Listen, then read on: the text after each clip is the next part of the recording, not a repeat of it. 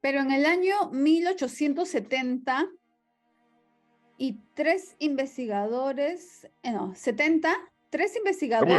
arriban independientemente a una nueva teoría del valor que marcó una revolución total en el campo científico, la teoría de la utilidad marginal. Fueron W.S. Jevons, Leon Walras y Karl Menger. Este Esto último es importante, de un ratito. origen Esto es importante. La Escuela Clásica de Economía se desarrolló en 1776 con Adam Smith.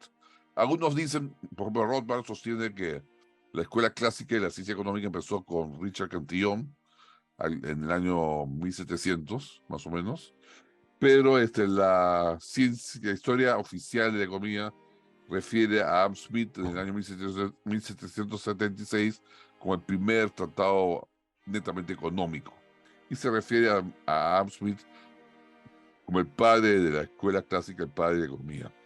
Ahí se fundó la escuela clásica en 1776 y la escuela clásica entró en crisis un siglo después con la paradoja de valor. ¿Por qué algo tan valioso, que tiene tan alto valor de uso, que era tan útil como el agua, tenía tan poco valor de cambio, tan poco precio, y por qué algo tan inútil como un diamante, o solo sirve para decorar, tenía tan alto valor de cambio?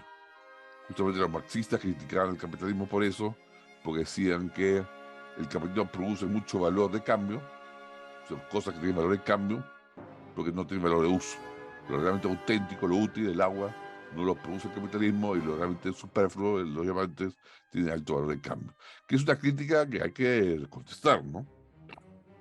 Y justamente ante esa paradoja de valor surgen paralelamente tres intelectuales en diferentes sitios del mundo de manera que no se conocían, y estos son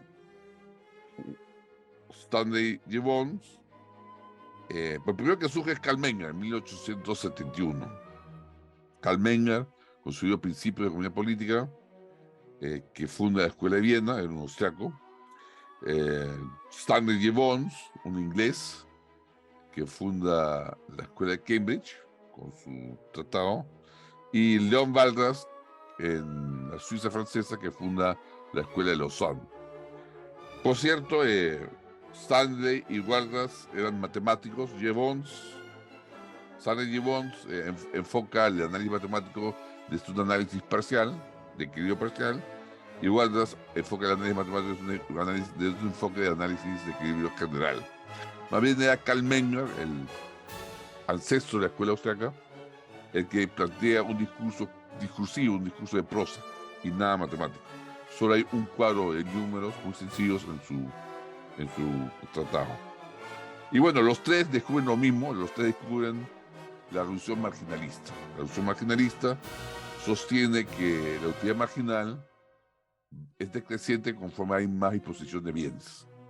Vamos a entrar eso más a fondo en los... decía que la utilidad marginal, junto con la escasez o abundancia de bien, determinan el precio del producto, del bien o servicio, pero con esto se refuta la teoría del valor trabajo y la teoría de los costos de producción, que eran ambas teorías objetivas de valor, y se reemplaza por esta teoría subjetiva de valor de la reducción marginalista. Es decir, de un porrazo se calla a lo malo de Adam Smith, que era la teoría objetiva de valor, que fue la que dio lugar a los desarrollos de Karl Marx. Karl Marx se funda totalmente la teoría objetiva de valor, y con esta revolución marginalista se destruye la base del marxismo, la base argumentativa del marxismo. No la base política, que es otra cosa. Bueno, eso es lo que hay que decir. ¿Preguntas al respecto? Yo sí tengo una pregunta.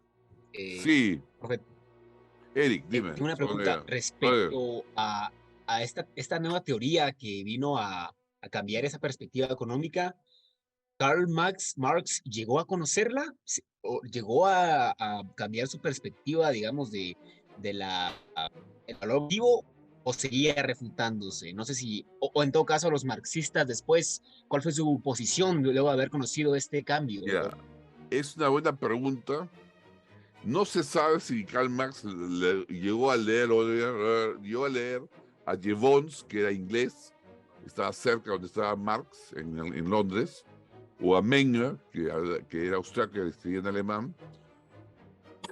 Vargas quizás no, era francés, ¿no? Pero Marx también era francés, así que de alguna manera, estando él investigando en la Biblioteca de Londres, debe haber tenido contacto con esto. Lo curioso es que él recién había emitido el primer tomo del Capital, y resulta que en los años en que aparece la Revolución Marginalista, Marx retiene la edición del tomo 2 y el tomo 3, que por cierto fue editado por su amigo Friedrich Engels un tiempo después de su muerte. O sea, el tiempo de vida de Karl Marx impidió que se editara el segundo y tercer tomo de su Capital. Pareciera que se dio cuenta que había una fuerte refutación y pareciera que trataba de encontrar una solución marxista a la crítica. No la logró plantear. Es más, el problema de valor quedó planteado después por Friedrich Engels en un desafío con premio grande de oro para que el que resolviera el problema de valor y que adivinara cómo resolvía Marx recibiera el premio en libras esterlinas de oro. Nunca se ganó ese premio y la solución de Marx, que ya la había escrito antes de que conociera el marginalismo, o que posiblemente conociera, es muy pobre, tan pobre que el discípulo de Karl Menger, Eugen von Bauer, la refuta totalmente, ¿no? La refuta totalmente. Los marxistas, ante esa refutación, bueno, en primer lugar, Karl Marx no se atrevió, ahí está el tomo 2 y 3 de Capital. Friedrich Engels lo edita póstumamente a la muerte de Karl Marx. Los discípulos de Marx, en Alemania por lo menos, que eran los más intelectuales, tratan varias veces de refutar a Eugen von Böhm-Bawerk. El único argumento que les queda al final, después que Böhm-Bawerk les refuta todas sus críticas, es que Eugen von Böhm-Bawerk es un burgués, y como burgués no está inspirado en la verdadera ciencia de la clase proletaria, y por lo tanto, como burgués defiende los intereses de la burguesía. Su teoría económica es una teoría interesada, por lo tanto es falsa, porque no es un proletario ni científica proletarios, por lo tanto los proletarios tienen razón y Marx tiene razón. Pero es un argumento ad hominem, es un argumento igual que los nazis que decían el judío, su ciencia, su literatura es falsa porque es judío. Una especie de polilogismo. Tú tienes otra lógica que la mía. Tú, judío, piensas de otra manera que la mía. Tú piensas mal, yo pienso bien. Proletario piensa bien, burgués piensa mal. Proletario está bien en la razón, burgués está mal. Y se olvida esta argumentación, este polilogismo, varias lógicas, que la lógica es una, y que la ratio, la razón es una que une a todos los seres humanos. Por lo menos hasta ahora no hay lógica que se haya inventado que no se base en la lógica binaria. Hay lógicas matemáticas que se han inventado diferentes en filosofía, modales, etcétera, pero al fin y al cabo se pueden reducir a la lógica binaria de en principio de identidad, principio de no contradicción y el tercero excluido. Entonces, en realidad quedó mal parado el socialismo, pero con este argumento político siempre han predominado los socialistas. ¿Por qué? Porque el argumento de Eugen von Bauer y el argumento de Karl Menger es muy técnico, muy económico, y los marxistas son políticos por excelencia. Apelan a la pobreza, al sentimiento y no a la razón. Después ha habido otra discusión con Louis von Mises, pero eso ya es historia de otro libro. Sí, hay otra pregunta. A ver si le damos la mano a Eric, o no sé si lo tiene ahí desde la vez pasada y no bajó la mano. Eric. No, era nueva, pero si alguien más tiene una pregunta, yo voy después. No sé, ¿hay una pregunta? ¿O Eric, tú repites? Graciel Alejandro. ¿Ya? Tengo una pregunta. Sí, bueno, sí, dime.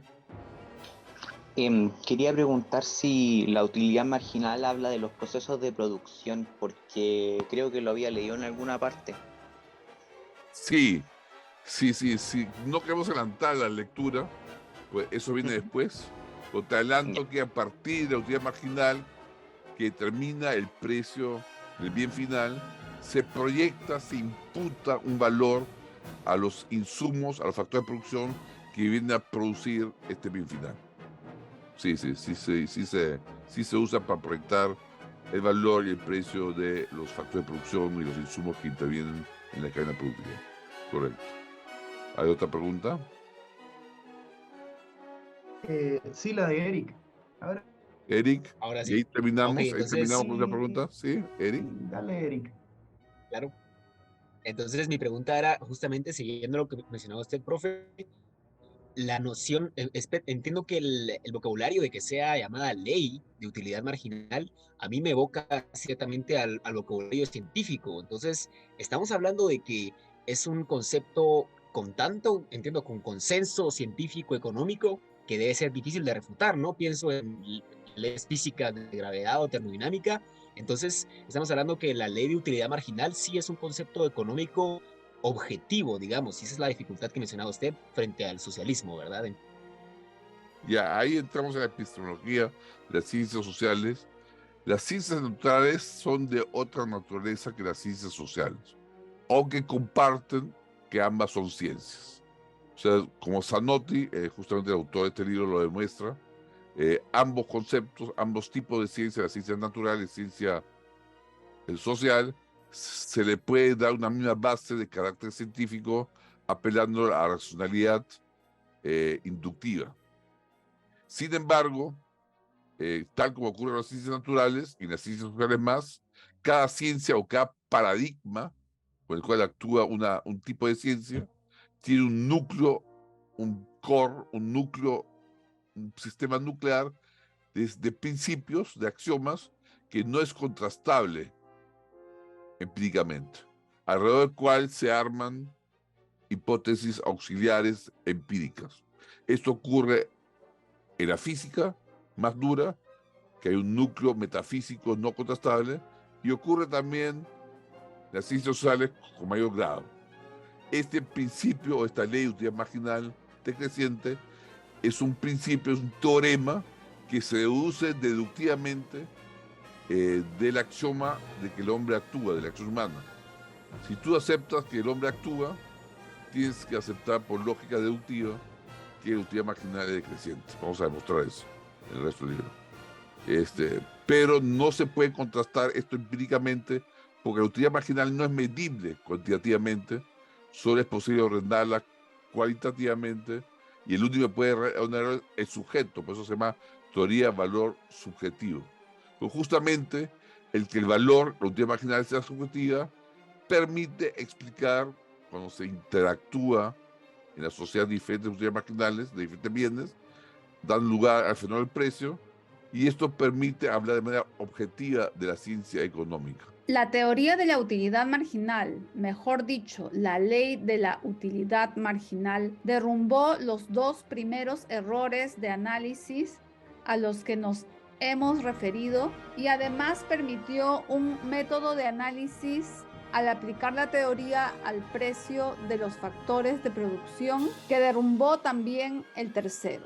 Como habíamos visto en la introducción, habían 3 errores básicos en la escuela clásica y este concepto, esta teoría, esta ley de utilidad marginal derrumba los primeros errores, permitió definir el método y derrumba también el tercer error, que es un error que sería de los factores de producción.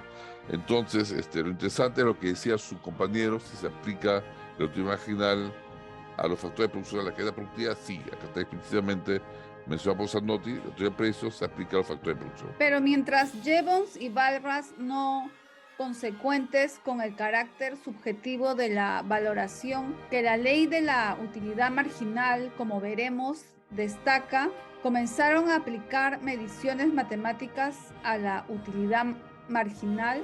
Carl Menger no cometía ese error metodológico y fundaba en Viena la llamada Escuela Neoclásica Austriaca.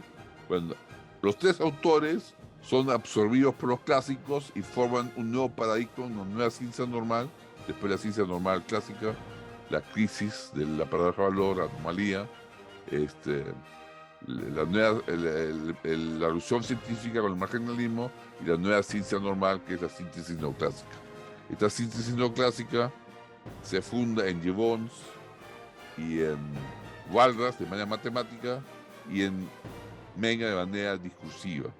Justamente la diferencia es que Jevons y Walras en el fondo no creen en el carácter subjetivo del útil marginal. De alguna manera creen que es una función bioquímica del cerebro que de alguna manera se va a poder medir cuantitativamente. Solo Menger mantiene radicalmente la subjetividad de la utilidad marginal, afirmando que no es medible, que nunca va a ser posible medible, y que su conceptualización solo puede lograr ordenar prioridades de utilidad, determinar su cuantía mayor o menor, pero no cuantitativa, respecto a otros bienes o cantidades de bienes.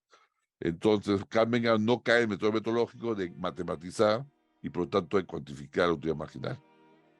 Eso diferencia de la escuela neoclásica austriaca, o Menger, de la escuela neoclásica mainstream, la corriente principal de lo que se enseña en las universidades tradicionalmente. Neoclásica porque, a pesar de que corrigió errores de la escuela clásica, siguió conservando su espíritu, ese espíritu que diera origen a la concepción de libertad económica que impulsó a una extraordinaria revolución industrial, al liberar las fuerzas creadoras del hombre, que permitiera a la humanidad gozar de niveles de vida nunca soñados en periodos anteriores. Aquí hay dos cosas importantes.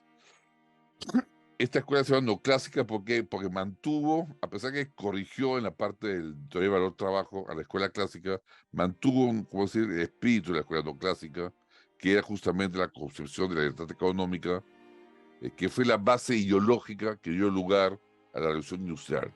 O sea, ya en la edad moderna empezó una noción de autoconciencia del individuo en el norte de Europa por la reforma protestante y en el sur de Europa por el humanismo. En el norte de Europa por un Lutero que se le planta al emperador y dice: acá estoy, no puedo otra cosa, júzguenme si quieren, pero yo opino esto respecto a la teología. Y en el sur de Europa un humanismo que decía que el centro del universo, el centro del mundo, la medida de todas las cosas es el hombre, que resaltaba al individuo como actor individual. Entonces esa conciencia de persona individual fue nueva en la Edad Moderna, fue la que termina la Edad Moderna, y junto con las ideas de libertad que se concretizan justamente con Adam Smith y la ilustración escocesa, que tiene tres padres, Adam Smith, Adam Ferguson y David Hume, se da la base para la revolución industrial en Inglaterra, la base ideológica, que llevó a una desarrollo tecnológico, una aplicación de la tecnología a la producción de manera masiva, única en la historia del mundo, que liberó de tal manera las fuerzas del hombre de crear riqueza, que permitió que esa gente que está participando en la revolución industrial desarrollara un nivel de vida nunca antes visto en 10.000 años de historia. Es decir, la forma en que explota el bienestar en Inglaterra es inmenso. De tal potencia que los miles de personas que vivían del campo y que estaban huyendo de una hambruna, que ya no podían ser absorbidos por el campo, que hubiesen muerto de hambre, encontraron trabajo en las fábricas y fueron absorbidos como proletarios. O sea, el capitalismo no creó el ejército industrial de proletarios, sino fue el ejército de campesinos que migró por hambre a la ciudad, la que encontró trabajo gracias al capitalismo y pudo sobrevivir. Karl Menger es el padre de la escuela austriaca y se destacó en el análisis de la teoría del valor. Tuvo un brillante discípulo, Eugen von Webern. Este último, además de refutar al marxismo con un excelente análisis de la teoría de la explotación, sentó las bases para un correcto análisis de la teoría de la tasa de interés, con su teoría de la ley de la preferencia temporal, que analizaremos en el capítulo Cuarto, Es muy interesante que pocos conocen a Eugen von Böhm-Bawerk, probablemente porque escribió en alemán, recién se le ha traducido al castellano en los años 50, 60 del siglo pasado, 1960, 1970, y que en inglés no está disponible su traducción hasta muy tardía y avanzado el siglo XX. Entonces, muchas veces la crítica más audaz al marxismo no ha llegado todavía a las latitudes peruanas, menos a las americanas, y en cierta manera, como los marxistas en su mayoría son sociólogos o antropólogos, que no les interesa economía, y menos la economía escrita en alemán, no se han enterado de la noticia, ¿no? Pero Böhm-Bawerk hace ese aporte de refutar el marxismo, la teoría de la pluralidad, la teoría de la explotación, pero no solo eso, él desarrolla al principio el teorema de la preferencia temporal, que lo vamos a analizar más al futuro, pero el teorema de la preferencia temporal da lugar a explicar la tasa de interés como la tasa que explica que se forma en el mercado de fondos prestables, en el mercado de crédito. ¿Preguntas hasta ahí? Yo tengo una. Sí. Entonces, Ludwig von Mises el que plantea esto. A ver, Eugen von Böhm-Bawerk tiene, Karl Menger tiene varios discípulos, entre ellos Wieser, y uno en especial que es Eugen von Böhm-Bawerk. Karl Menger tiene un discípulo a Eugen von Böhm-Bawerk. Eugen von Böhm-Bawerk tiene dos destacados discípulos, Joseph Schumpeter y Ludwig von Mises. En realidad, el más brillante era Joseph Schumpeter, lo malo es que tiene unas idas y venidas hacia la ortodoxia austríaca muy desafiantes. Pero el más sistemático fue Ludwig von Mises. El más creativo fue Schumpeter, pero el más sistemático fue Ludwig von Mises. Y Ludwig von Mises es el que sistematiza en todo un cuerpo del liberalismo clásico lo que dice Eugen von Böhm-Bawerk y lo que dice Karl Menger. Ludwig von Mises, algunos lo consideran el verdadero padre de la escuela austriaca, porque Karl Menger pone la base científica, Eugen von Böhm-Bawerk pone la crítica al marxismo, pero es Ludwig von Mises el que le da una visión total a esos principios, porque entre los austriacos inicialmente habían socialdemócratas austriacos, socialistas austriacos, pero fue Ludwig von Mises el que dio la dirección del liberalismo clásico, ¿no? Y Ludwig von Mises tiene una serie de discípulos, entre ellos Hayek, que colaboró directamente con Ludwig von Mises en una primera tanda y en una segunda tanda a Israel Kirzner, a Fritz Machlup y también a Rothbard en una tercera tanda, ¿no? Entonces, Ludwig von Mises es la tercera generación después de los austriacos, pero es el primero que une la visión austriaca subjetiva de manera sistemática al liberalismo clásico. Sin embargo, algo faltaba. No se había efectuado todavía, aunque se insinuaba, un análisis epistemológico coherentemente subjetivo de la economía política. Por otra parte, la teoría del dinero estaba muy poco desarrollada y la teoría del interés cometía algunos errores metodológicos al tener fundamentos psicológicos que, como veremos luego, no corresponden al método de la economía. Es decir, Böhm-Bawerk y Karl Menger ponen los fundamentos, pero faltaba repensar todo eso de manera subjetivamente radical y había que corregir un poquito, limpiar de errores psicológicos la formación de la tasa de interés y basarlo en el teorema de la acción humana, basarlo en la praxeología. La praxio es la acción, y logía es el estudio de la ciencia de la acción. Y basar la tasa de interés en la praxeología, no psicología, fue fundamental, eso lo hizo Ludwig von Mises, y aplicar la utilidad marginal, la teoría subjetiva de valor, al dinero como si fuera un bien más, fue otro aporte que hizo Ludwig von Mises, lo cual puso la base para Friedman, aunque Friedman usó otro método. Faltaba pues una terminación, una consolidación y un ordenamiento metodológico correcto. Debemos a Ludwig von Mises esa consolidación y ordenamiento. Mises, además de completar la teoría austriaca, terminando de analizar las teorías del dinero, de la tasa de interés y el ciclo económico, realizó algo indispensable. Dio a la economía política una base metodológica seria y precisa. Y sobre esa base, a la que luego nos referiremos, construyó el edificio de la economía.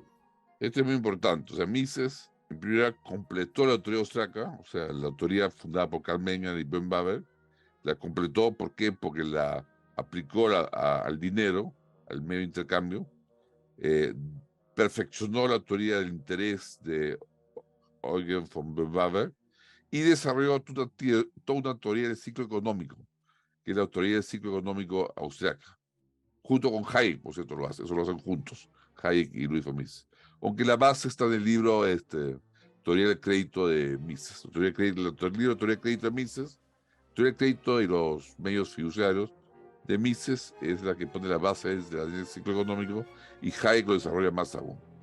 Y estos tres elementos son indispensables para completar la economía política austriaca, pero lo que le dio la solidez, la redondez y la totalidad de un sistema total fue justamente la base metodológica que le dio Luis von Mises a la Escuela Austriaca de Economía. Resultado de ese maravilloso trabajo intelectual fue el libro La acción humana, Tratado de Economía, libro que asombra por su rigor científico y que hace de la economía una serie de teoremas encadenados. Esta metodología es la que trataremos de ver a continuación. Justamente el producto de toda esa reflexión es el libro La acción humana, Human Action, que es un libro terriblemente difícil de entender. ¿Por qué? Porque es pensado en alemán, escrito en inglés y traducido al castellano, ¿no? Por fortuna yo domino los tres idiomas, domino el alemán, domino el inglés y domino el castellano. Por lo tanto, entiendo todo el proceso que está detrás, sobre todo porque también la acción humana tiene un tratado previo en alemán que no ha sido traducido ni al inglés ni al castellano, que se llama Die Nationalwirtschaft, que yo tuve la oportunidad de comprar en una tienda de antigüedades en Alemania, que es el predecesor, es el primer diseño de la acción humana, que por cierto se perdió en la guerra, pero hay gente que lo tiene en copia y ha sido fotocopiado. Y yo lo tengo, ¿no? Y sí, hay muchas similitudes con la acción humana, pero la acción humana, la que escribió en inglés, es un avance mucho mayor. Justamente es un rigor científico increíble y asombra la capacidad deductiva de Luis von Mises a partir de la acción humana, a partir del principio de la acción humana, cómo deduce todos los teoremas económicos.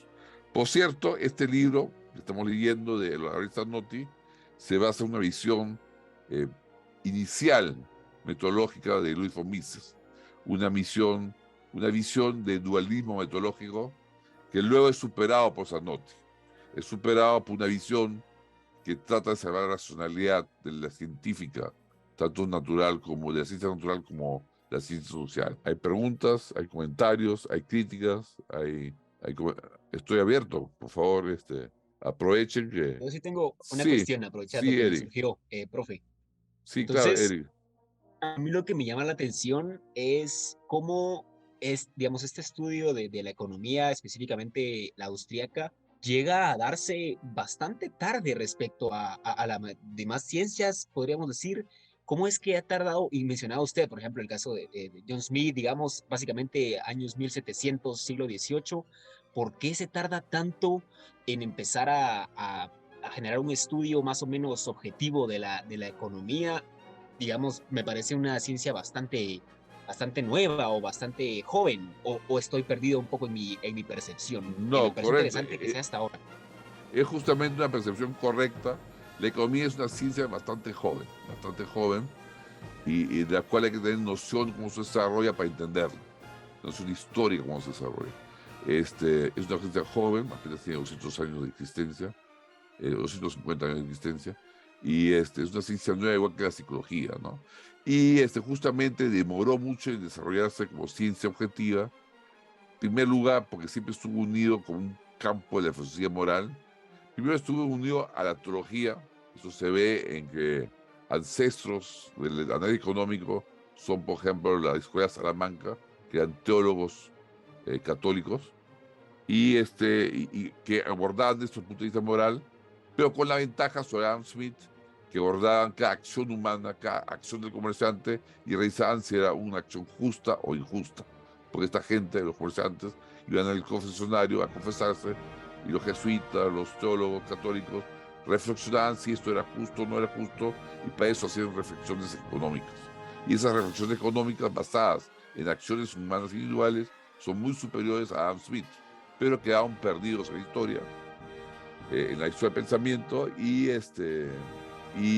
por tanto se perdió la separación, la independencia, la autonomía de la ciencia económica, de la moral, de la filosofía moral, de la ética y de las teorías teológicas. Es Adam Smith el que, a pesar de que Adam Smith es un filósofo moral y tiene su libro de filosofía moral que no se puede leer sin su libro de economía, y el libro de economía, la riqueza de las naciones, sin su libro de filosofía moral, no está completo, la teoría de sentimientos morales de Adam Smith.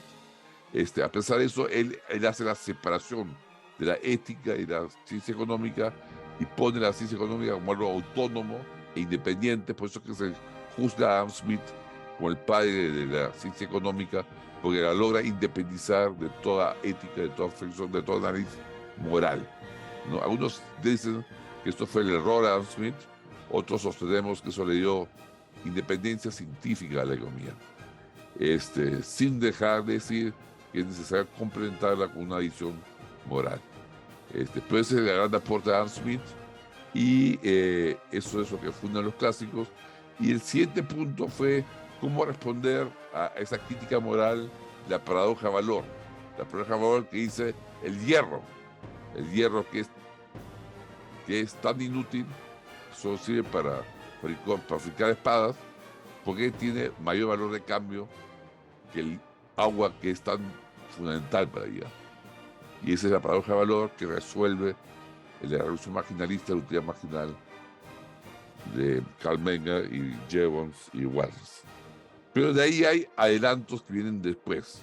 Justamente esos adelantos son acompañados por la escuela austríaca y son en realidad inspirados por el avance filosófico de la escuela austríaca, que derivó y que fue absorbido matemáticamente por la escuela de Lausanne y por la escuela de Cambridge.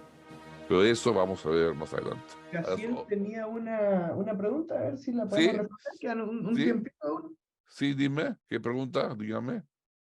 Que si había algún libro que sugería leer. ¿Para entender la acción humana? Sí, como para acercarse a la acción humana, o algún libro que lo complemente. Yo creo que la mejor introducción a la acción humana es el maravilloso libro Tratado de Economía de Murray Rothbard. Murray Rothbard explicita de manera muy singular y muy específica la acción humana, o que comete el error de ponerle una visión dualista, metodológica radical, un apriorismo radical. Eso sería algo de lo cual habría que limpiar Murray Rothbard, pero es una buena introducción. Es muy grande el libro, pero es un muy buen tratado. ¿Cómo se llama el libro? Se llama Estado, Sociedad y Economía, algo así. Te lo puedo mandar por el grupo del chat. El libro se llama Hombre, Economía y Estado, o Ese. Man, Economic and State. Y Hombre, Economía y Estado, Mercado, sí. que es la última parte de ese libro. Sí, justamente esa última parte son 3 tomos. La última parte recién ha sido traducido hace 20 años. Así que está nuevamente nuevecito, traducido al castellano. Y está disponible en la Unión Editorial. Unión Editorial lo tiene disponible. Creo que acá en Lima, en el Círculo Bastiat, también deberían tener una edición de ese libro. Por lo menos una edición recortada. Y si no, en Chile, que creo que es de donde eres, Casiel, está en Libertad y Desarrollo, que es donde se pueden encontrar la mayoría de libros de Unión Editorial.